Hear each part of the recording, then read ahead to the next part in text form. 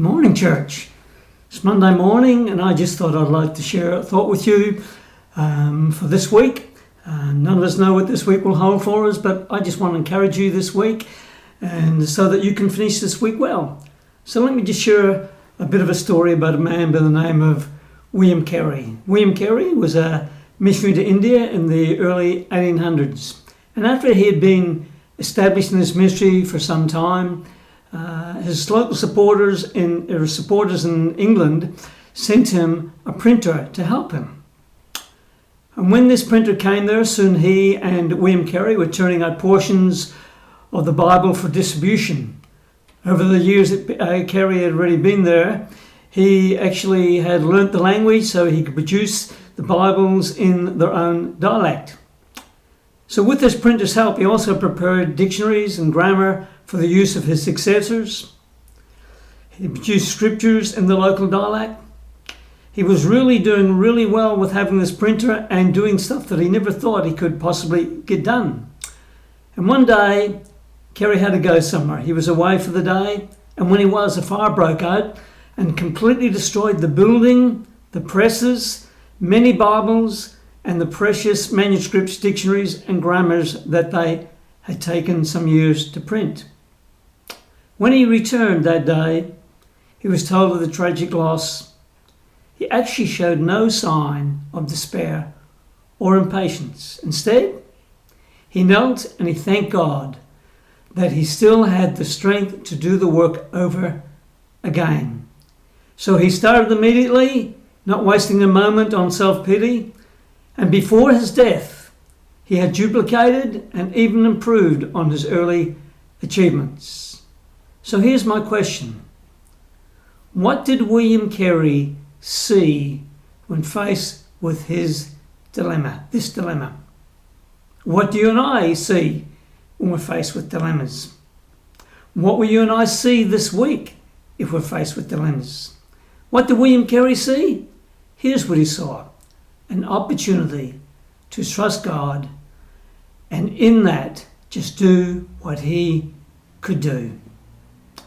We all remember the story of Joshua and Caleb, the 10 spies. 12 spies went out, 10 came back. They gave an honest report, but it was a report that said, we cannot do it. We cannot go in and possess the land. They saw the problems. They saw the circumstances surround them. What did Joshua and Caleb see? They saw an opportunity to trust God and an opportunity to do what they could do, to see God's will at work in their lives. How do we respond to what we see happening in our lives? How do we respond when we see the circumstances that we're facing in the seas, maybe no way out of those? You see, how we respond to what we see happening in our lives will impact the growth, the health, and the influence of our relationship with Father God. When we see our challenges in life as opportunities to trust God and just to do what we can do in those challenges. Sometimes it just doesn't seem much you can do, but there's always something you can do, even if it means that you just pray. But when we see our challenges in life as opportunities to trust God and to do what you and I can do, fruitfulness will always be the result. William Carey, it's recorded that he wrote these quotes. He quoted these sayings. Number 1, the future is as bright as the promises of God. Number 2, expect great things from God, attempt great things for God. And number 3, I can plod. I can persevere in any definite pursuit. To this I owe everything. Sometimes in circumstances in our life, all we can do is plod. All we can do is just take things as they are and do what we can. I want to encourage you this week.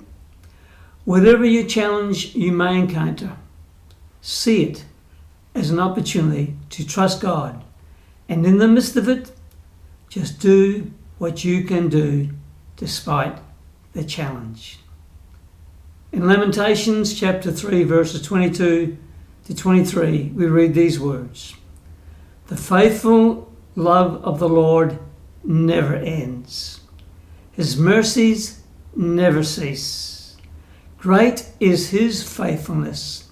His mercies begin afresh every morning, or his mercies are new every morning. Whatever this week holds for you, whatever this week holds for me, let us see it through the eyes of it's an opportunity to trust God, and an opportunity for me to just do what I can do. So you have a fantastic week.